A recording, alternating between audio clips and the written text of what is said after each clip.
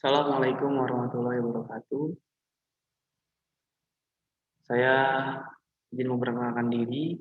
Nama saya Muhammad Endrian dari kelas manajemen angkatan 18 I. Di sini saya akan mempresentasikan hasil rangkuman saya terkait mata kuliah pendidikan kewarganegaraan untuk tugas semester pendek. Langsung kita ke materinya. Yang pertama atau bab 1, sejarah perkembangan Pancasila. Pancasila merupakan buah karya para pendiri bangsa, mewujudkan dasar dan pandangan hidup masyarakat Indonesia merdeka. Istilah Pancasila baru diperkenalkan oleh Soekarno dalam pidatonya pada tanggal 1 Juni 1945. Bahwa rumusan Pancasila sejak tanggal 1 Juni 1945 yang dipidatokan oleh Insinyur Soekarno, rumusan piagam Jakarta Charter pada tanggal 22 hingga rumusan final pada tanggal 18 Agustus 1945. Pancasila sebagai dasar negara. Rumusan yang disampaikan Soekarno pada waktu itu pun berbeda dengan susunan Pancasila yang kita kenal sekarang. Dasar negara yang disampaikan Bung Karno waktu itu secara beruntun yakni kebangsaan, internasionalisme atau peri kemanusiaan, mufakat dan demokrasi, kesejahteraan sosial dan ketuhanan yang Maha Esa. Namanya bukan pancadrama, tetapi saya namakan ini dengan petunjuk seorang teman kita ahli bahasa, namanya ialah Pancasila.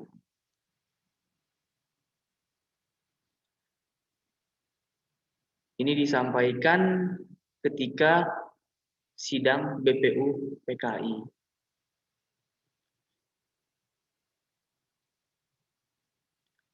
Oleh para anggota BPU PKI kemudian disepakati bahwa pidato Soekarno lah yang menjawab pertanyaan sidang tentang apa dasar negara Indonesia merdeka. Setelah itu dibentuklah Panitia Persiapan Kemerdekaan Indonesia atau PPKI.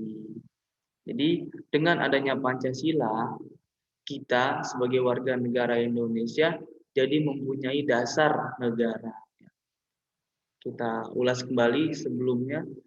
Yang pertama, kebangsaan, terus internasionalisme atau peri kemanusiaan, mufakat, kemudian kesejahteraan dan ketuhanan yang Maha Esa. Dari 5 elemen ini bisa kita simpulkan bahwa apa yang disampaikan oleh Bung Karno itu betul-betul yang dia pikirkan untuk masyarakatnya, untuk bangsanya.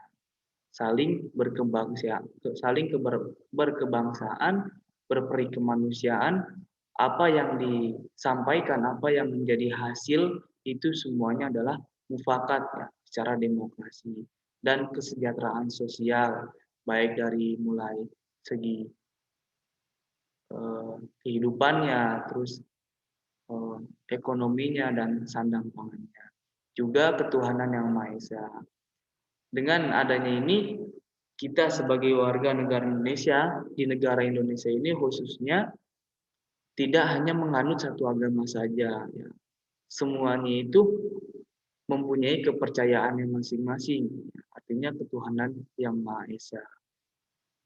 Si A mempunyai agama Kristen, si B punya agama Islam, dan si C punya agama selanjutnya. Nah, itu semuanya itu intinya tetap dalam ketuhanan yang Maha Esa. Tidak saling menjatuhkan dan harus sama-sama saling menolong.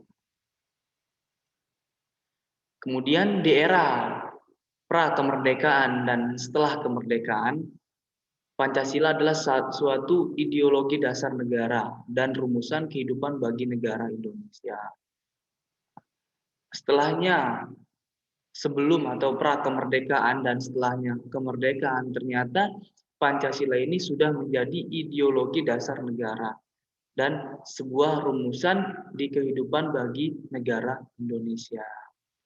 Alhamdulillah dengan adanya Pancasila ini, semua masyarakat Indonesia ini pada saat itu hingga sekarang pun insya Allah bisa merasakan yang namanya ketenangan, ketentraman, aturan yang tertib. Mungkin saja ada beberapa oknum yang mana menyalahgunakan aturan-aturan itu menjadi akhirnya masyarakat di Indonesia menjadi kurang tenang, yang menjadi kurang tertib. Di beberapa tempat itu ada. Untuk rumusan Pancasila sebagai dasar negara, terdapat ulasan-ulasan pribadi yang dikemukakan dalam sidang BPUPKI. Yang mana sidang itu dilaksanakan pada tanggal 29 Mei sampai 1 Juni 1945.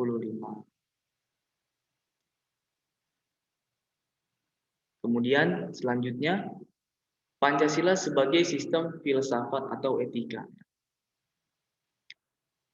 Pengertian dan konsep dalam filsafat adalah penggunaan nilai-nilai Pancasila sebagai dasar negara dan pandangan hidup bernegara. Sebagai informasi, filsafat adalah suatu bidang ilmu yang senantiasa ada dan menyertai kehidupan manusia. Istilah filsafat secara etimologis merupakan padanan kata falsafah atau bahasa Arab dan filosofi dalam bahasa Inggris yang berasal dari bahasa Yunani filosofia atau filosofia. Sementara itu pada hakikatnya Pancasila memiliki sistem nilai yang didapat dari pengertian nilai-nilai dasar luhur kebudayaan bangsa Indonesia. Dari unsur-unsur kebudayaan tersebut berakar dan mengalir sehingga membuat secara keseluruhan menjadi terpadu menjadi kebudayaan bangsa Indonesia. Melalui penjelasan tersebut bisa kita simpulkan Pancasila sebagai suatu produk filsafat yang digunakan sebagai suatu pandangan kehidupan. Filsafat Pancasila juga memiliki fungsi dan peran sebagai pedoman dan pegangan sikap, tingkah laku, serta perbuatan dalam kehidupan sehari-hari dan bermasyarakat, berbangsa, dan bernegara untuk bangsa Indonesia. Betul ya, kita tidak bisa pungkiri bahwa karena adanya Pancasila ini, dengan adanya Pancasila ini, filsafat Pancasila ini, masyarakat atau bangsa Indonesia ini benar-benar mempunyai perbuatan dalam kehidupan sehari-hari, dalam bermasyarakat, berbangsa, bernegara. Tujuannya apa? Untuk bangsa Indonesia. Saling bermasyarakat, ya rukun, saling menolong, terus sesama bangsa, adat, ada adat Sunda, ada adat Jawa, ada adat Minang, dan lain-lain. Bisa saling rukun. Tujuannya satu ya, untuk bangsa Indonesia, untuk keutuhan yang satu, bukan untuk yang lain-lain, bukan.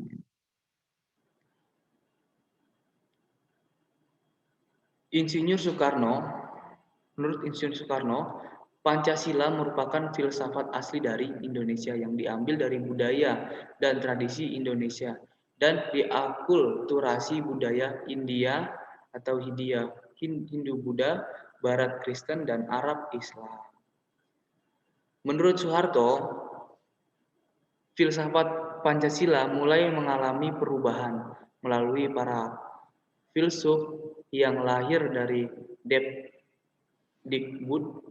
Semua elemen barat disingkirkan dan diganti dengan interpretasi dalam budaya Indonesia.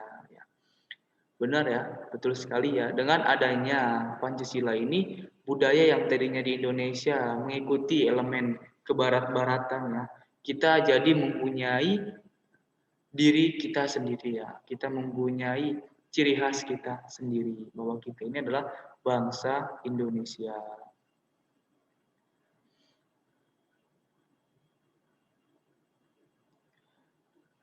Selanjutnya, Pancasila sebagai filsafat bangsa Indonesia. Tentu Pancasila adalah yang merumuskannya. Pancasila memang merupakan karunia terbesar dari Allah Subhanahu wa taala. dan ternyata merupakan light star bagi segenap bangsa Indonesia di masa-masa selanjutnya, baik sebagai pedoman dalam memperjuangkan kemerdekaan, juga sebagai alat pemersatu dalam kehidupan berbangsa, serta berbagai pandangan hidup untuk kehidupan. Manusia Indonesia sehari-hari. Pancasila lahir pada tanggal 1 Juni 1945, ditetapkan pada tanggal 18 Agustus 1945 bersama-sama dengan Undang-Undang Dasar 1945. Bunyi dan ucapan Pancasila yang benar berdasarkan Inpres nomor 12 tahun 1968 adalah: satu, ketuhanan yang Maha Esa; dua, kemanusiaan yang adil dan beradab; tiga, persatuan Indonesia; empat, kerakyatan yang dipimpin oleh hikmat, kebijaksanaan dalam permusyawaratan atau perwakilan; lima, keadilan sosial bagi seluruh rakyat Indonesia. Bunyi atau ucapan Pancasila yang sering kita ucapkan ini biasanya ketika sebelum adanya pandemi, masih kegiatannya itu masih serba offline. Setiap hari Senin ya, untuk para pelajar ya, siswa siswi di tingkat SD, SMP maupun SMA, di hari Senin pagi itu selalu melaksanakan yang namanya upacara bendera. Juga diucapkan ya, disampaikan ucapan Pancasila.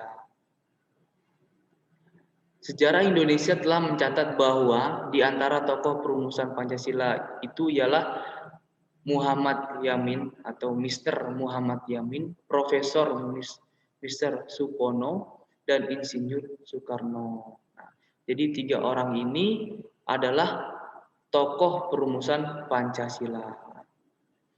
Pancasila sebagai dasar falsafah negara Indonesia yang harus diketahui oleh seluruh warga negara Indonesia agar menghormati, menghargai, menjaga, dan menjalankan apa-apa yang telah dilakukan oleh para pahlawan, khususnya pahlawan proklamasi yang telah berjuang untuk memerdekakan negara Indonesia ini, sehingga baik golongan muda maupun tua tetap meyakini Pancasila sebagai dasar negara Indonesia tanpa adanya keraguan guna memperkuat persatuan dan kesatuan bangsa dan negara Indonesia. Betul ya? Diharapkan ya, bukan hanya diharapkan ya, tujuannya semoga saja kita di sini sebagai generasi dari bangsa Indonesia harus bisa menghormati, menghargai, menjaga, dan menjalankan apa-apa yang telah dilakukan oleh para pahlawan kita terdahulu. Mereka itu betul ya, memperjuangkan negara Indonesia ini sangat-sangat susah ya, sangat-sangat sulit sekali. Taruhannya itu dengan nyawa ya, bukan dengan harta saja, tapi dengan nyawa pun sama. Bisa kita lihat ya, film-film dokumenter ya, di internet ya, yang menjelaskan tentang perjuangan negara Indonesia melawan penjajahnya seperti Belanda, Jepang, ya. Bagaimana susahnya, bagaimana sulitnya, tujuannya satu, hanya untuk bisa merdeka, ya. Untuk bisa mempunyai kenegaraan yang satu. Alhamdulillah ya, di tahun 1945 kita warga negara Indonesia bisa secara resmi merdeka. Pancasila sebagai sistem etika dan tata hidup bangsa Indonesia. Etika merupakan struktur pemikiran yang disusun untuk memberikan tuntunan atau panduan dalam bersikap dan bertingkah laku. Pancasila sebagai sistem etika di samping merupakan way of life bangsa Indonesia, juga merupakan struktur pemikiran yang disusun untuk memberikan tuntunan dan panduan kepada setiap warga negara Indonesia dalam bersikap dan bertingkah laku. Memang betul, Pancasila ini sangat mendalami. Dari detailnya pun kita bisa lihat ya, mengajarkan ya, Pancasila ini mengajarkan kita sebuah etika ya, bertingkah laku, bersikap yang baik antar sesama manusia ya.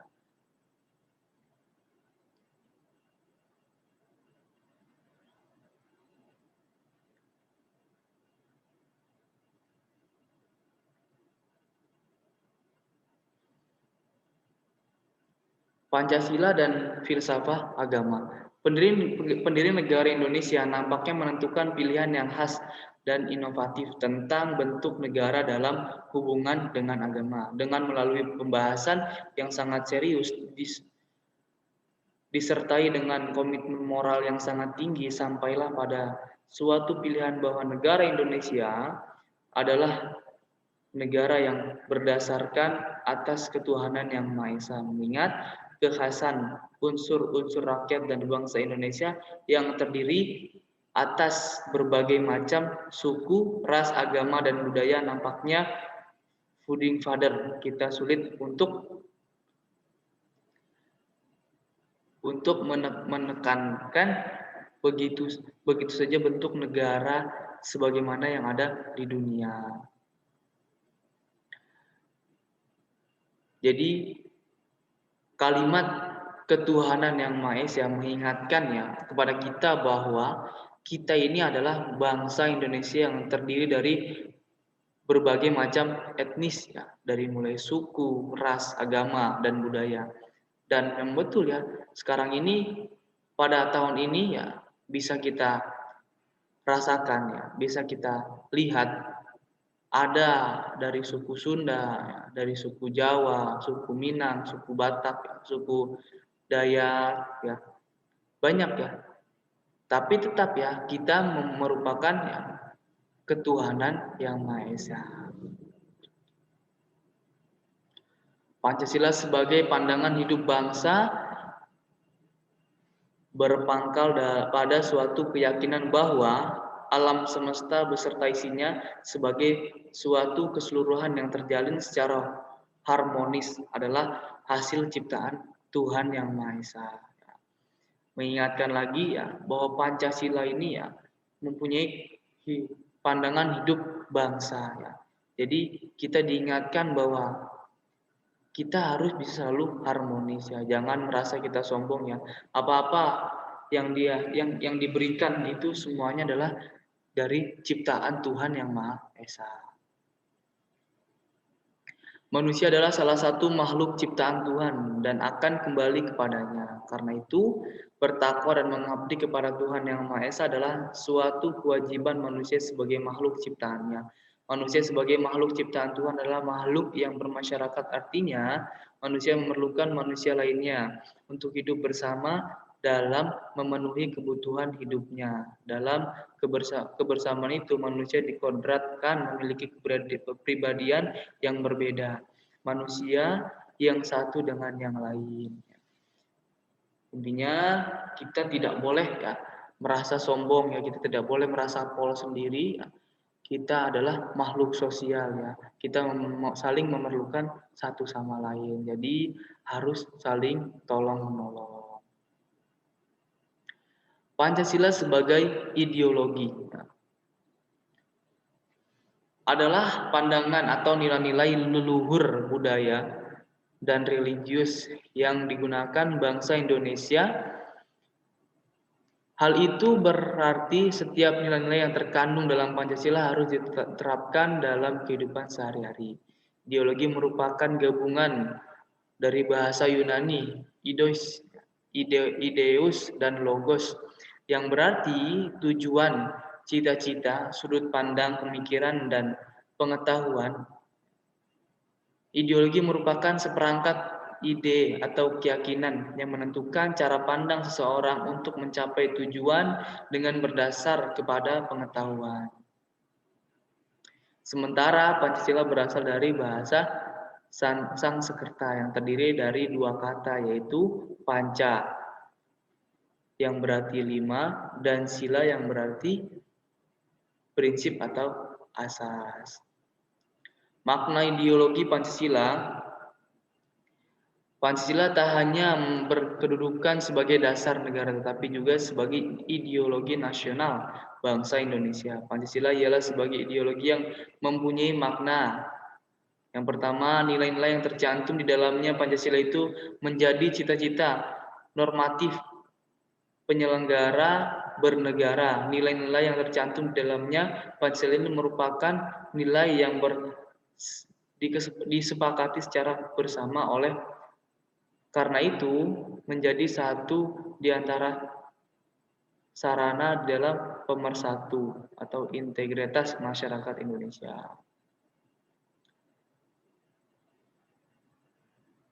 Peta perkembangan ideologi di dunia adalah sebuah gagasan atau ide. Kata tersebut diciptakan oleh Destutt de Tracy di akhir abad ke-18 untuk membuat definisi sains tentang ide. Pada dasarnya, ideologi juga bisa dianggap sebagai visi komprehensif yang digunakan untuk memandang berbagai hal yang diajukan oleh masyarakat dominan.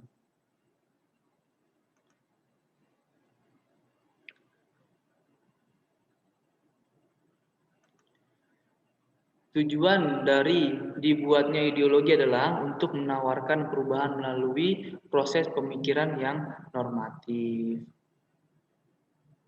Sehingga harapannya dengan adanya ideologi yang tepat maka masyarakat juga dapat hidup lebih sejahtera dan saling berdampingan dengan baik. Berikut ada beberapa macam ideologi yang ada di masyarakat dan perlu untuk diketahui. Yang pertama, kapitalisme.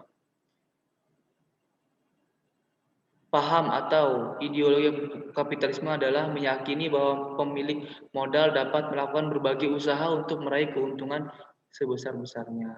Kemudian ada komunisme, kemudian ada liberalisme. Dan ada juga konservatif. Kemudian ada sosialisme, ada fasisme, dan Pancasila. Tentu, seperti yang sudah kita ketahui, Pancasila merupakan ideologi dari dasar negara kesatuan Republik Indonesia.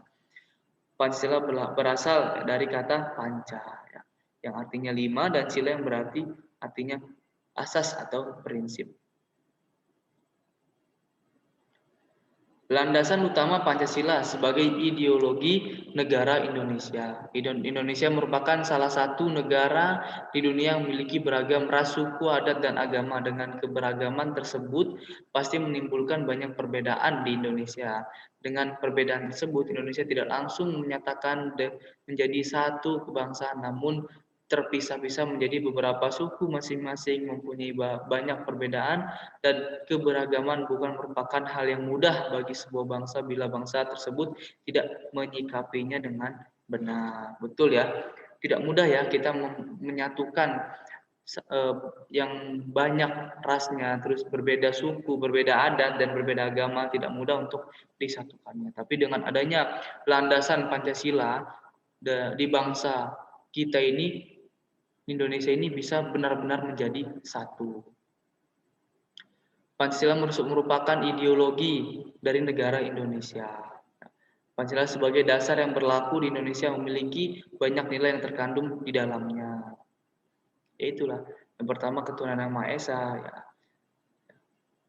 Kemudian ketuhanan Yang Maha Esa, kemanusiaan yang adil dan beradab, persatuan Indonesia, dan selanjutnya.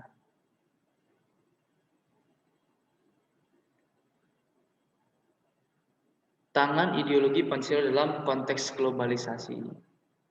Ketahanan ideologi Pancasila kembali diuji ketika manusia masuk dalam era globalisasi, di mana banyak ideologi alternatif merasuk di dalam segenap sendi-sendi bangsa melalui media informasi yang dapat dijangkau oleh seluruh anak-anak bangsa kita.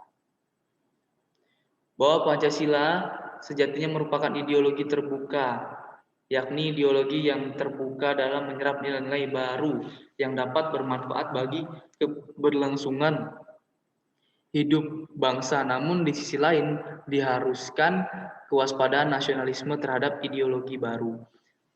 Apabila Indonesia tidak cermat, maka masyarakat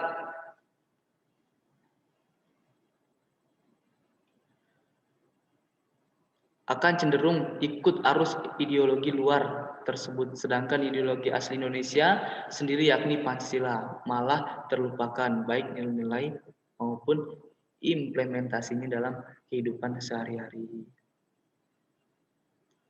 Kemudian tantangan selanjutnya dalam eksklusivisme sosial yang terkait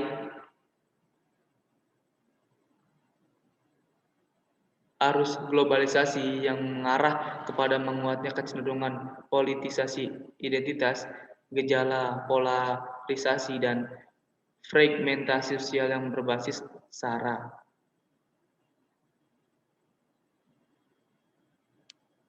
5. Pancasila sebagai sumber hukum.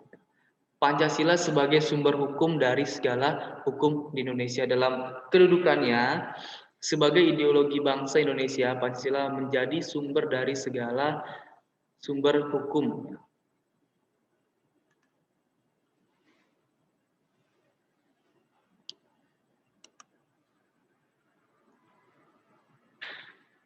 Teori tersebut berlanjut di Sun Vonot Nung. Di dalamnya dipaparkan tingkatan peraturan dalam satuan negara yang yaitu Stat Fundamental yaitu seperangkat norma fundamental negara bersifat abstrak dan menjadi sumber hukum. Kemudian ada Satgrus DZ meliputi aturan dasar, aturan pokok dan konstitusi negara. 3. Formel GZ yaitu undang-undang. Yang keempat, Verordnung atau Autonom Satzung yaitu aturan pelaksana peraturan pemerintah dan peraturan daerah. Berdasarkan teori Hans Kelsen dan Nawiaksky di atas, Pancasila dikategorikan ke dalam fundamental norm. Hal tersebut pun kemudian ditetapkan dalam dokumen resmi kenegaraan berwujud undang-undang. Ya, TAP MPR nomor XX. Nah, ini adalah peraturan pertama yang menetapkan Pancasila sebagai sumber dari segala sumber hukum. Peraturan tersebut disempurnakan dengan TAP MPR nomor 3 MPR tahun 2000 tentang sumber hukum dan tata urutan perundang-undangan.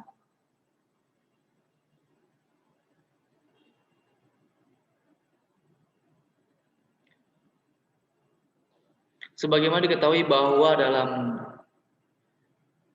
pasal tersebut disebutkan bahwa jenis yang berhierarki Persatuan Perundang-undangan Indonesia terdiri dari Undang-Undang Dasar Negara Republik Indonesia, Ketetapan Majelis Permusyawaratan Rakyat, Undang-Undang atau Peraturan Pemerintah, Perganti Undang-Undang, Peraturan Pemerintah, Peraturan Presiden, Peraturan Daerah Provinsi, dan Peraturan Daerah Kabupaten atau Kota. Dengan demikian, Pancasila bukanlah dasar hukum dalam peraturan undang-undang Indonesia, melainkan sumber dari segala sumber hukum. Karena dasar hukum Indonesia adalah Undang-Undang Dasar 1945.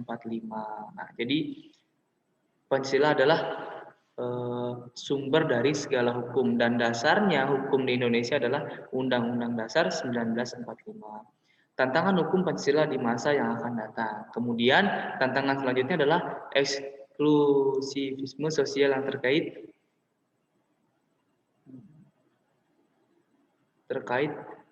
arus globalisasi yang mengarah kepada menguatnya kecenderungan. Nah, ini yang tadi ya kita sampaikan.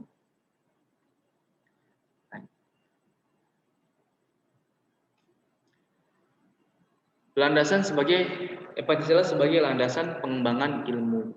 Pengertian Pancasila sebagai dasar nilai pengembangan ilmu dapat mengacu pada beberapa jenis pemahaman. Salah satunya adalah bahwa setiap ilmu,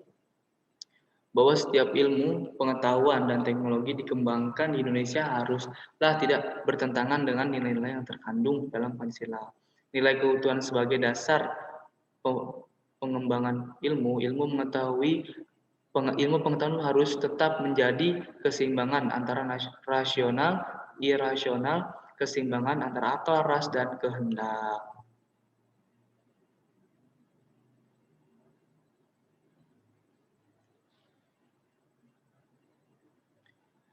Dampak negatif yang ditimbulkan oleh perkembangan iptek yang didominasi negara-negara barat dengan politik global ikut mengancam nilai-nilai khas dalam kehidupan bangsa Indonesia seperti spiritualitas, gotong royong, solidaritas, musyawarah, dan cita rasa keadilan. Oleh karena itu, diperlukan orientasi yang jelas untuk menyaring dan menangkal pengaruh nilai-nilai global yang tidak sesuai dengan nilai-nilai kepribadian bangsa Indonesia. Ya.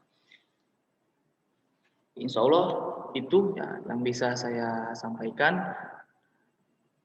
pada pertemuan presentasi sekarang. Intinya kita sebagai bangsa Indonesia, kita sebagai generasi Indonesia, jangan sampai kita terpengaruh oleh pengaruh-pengaruh luar, maksudnya dari pengaruh-pengaruh dari orang-orang barat ya. Apalagi sekarang ini sedikit demi sedikit ya yang namanya solidaritas ya, hasil musyawarah secara mufakat, kemudian cita rasa keadilan itu sudah mulai berkurang ya, sudah mulai berkurang. Ada kurang lebihnya saya minta maaf. Assalamualaikum warahmatullahi wabarakatuh.